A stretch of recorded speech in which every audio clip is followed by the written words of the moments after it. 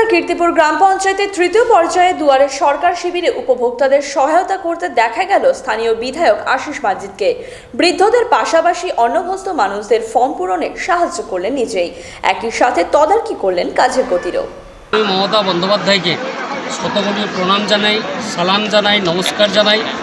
তার যে অভিনব উদ্যোগ, যে মানুষের দুয়ারে সরকারকে নিয়ে গিয়ে মানুষের সমস্ত রকমের প্রয়োজনীয় কাজকর্ম করে দেওয়ার যে প্রবণতা এবং সুন্দরভাবে সেই সফলতা এখানে আমরা টের পাচ্ছি।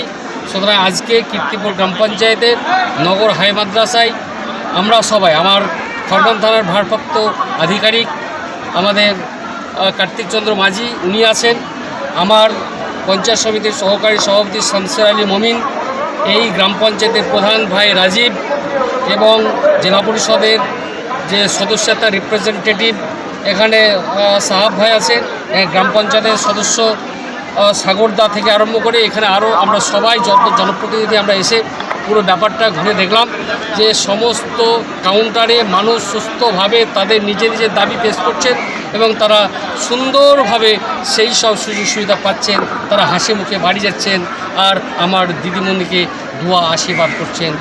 এই দেখে আমি এবং আমরা সকলে খুশি, আমি অভিভূত, আপ্লুত এবং আনন্দিত। এই ধরনের উদ্যোগ, এই মহানুভবতা, এই আন্তরিকতা, ঐকান্তিকতা, উদারতা, মানবিকতা এবং মানসিকতা অন্যান্য কোনো রাজ্যের মুখ্যমন্ত্রী বা কোনো সরকারের নাই। তাই আমি আমার রাজ্যের মুখ্যমন্ত্রী মমতা বন্দ্যোপাধ্যায়কে শতকোটি প্রণাম করি।